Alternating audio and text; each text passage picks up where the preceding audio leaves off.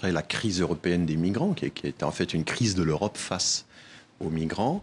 Et puis en même temps, l'idée de la chaire, c'est aussi de s'intéresser à la migration mise en perspective, parce qu'il n'y a pas que les grands événements spectaculaires qui attirent l'attention, il y a aussi la logique profonde des migrations qui finalement dure depuis des siècles. Au fond, c'est un phénomène banal, la migration. Il y a une migration tout à fait ordinaire, et puis de temps en temps, il y a des épisodes extraordinaires qui évidemment fascinent, mais oui, il n'y a pas que cela. Il faut essayer de rassembler un peu l'ensemble et de faire des comparaisons internationales. C'est très important pour nous, et de comprendre un peu la mécanique de tout ça. Oui, parce que vous dites un phénomène banal, mais c'est un phénomène qui fait la une des journaux. Alors c'est vrai qu'il y a eu les grandes migrations en 2015.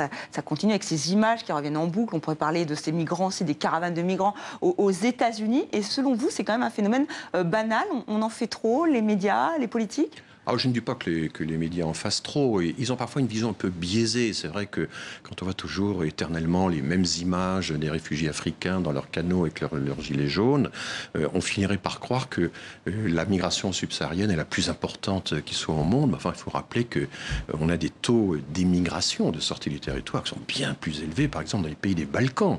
Vous prenez la Roumanie, la Serbie, le Kosovo, tous ces pays-là, il y a à peu près 22% de la population de ces pays qui vit à l'étranger. L'Afrique subsaharienne, c'est peut-être 3%.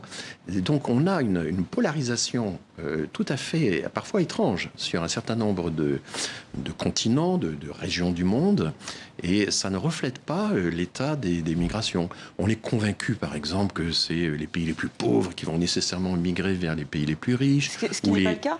Non, quand on regarde la grande base mondiale des diasporas, des migrations, qui a été dressée par la Banque mondiale, le FMI, l'OCDE, l'ONU, un grand travail collectif qui dresse le bilan de toutes les migrations de par le monde, qui croise tous les pays d'origine avec tous les pays de destination, on s'aperçoit que c'est plutôt les pays de niveau moyen, comme le Mexique par exemple, qui alimentent les plus gros flux de migration, et pas les pays les